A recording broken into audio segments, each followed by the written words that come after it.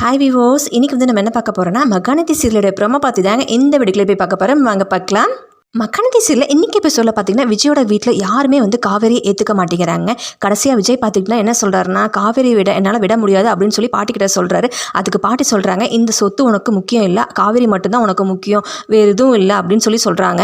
விஜய் சொல்கிறாரு பாட்டிக்கிட்ட, அவள் என் கூட இருந்தால் இந்த மரியாதை பல மடங்கு சொத்தை என்னால் சம்பாதிக்க முடியும் அப்படின்னு சொல்லி விஜய் வந்து பார்த்துக்கிட்டிங்கன்னா காவேரிக்காக தன்னுடைய வீட்டை விட்டு வெளியில் வராருங்க. வீட்டை விட்டு வெளியில் வரும்போது பார்த்தீங்கன்னா தாத்தா பாட்டி சித்தி எல்லாமே விஜய் கிட்ட கெஞ்சுறாங்க, வீட்டை விட்டு வெளியே போகாத விஜய் அப்படின்னு சொல்லி. ஆனால் விஜய் பார்த்தீங்கன்னா அங்கிருந்து கிளம்பி காவேரி வீட்டுக்கு வராருங்க.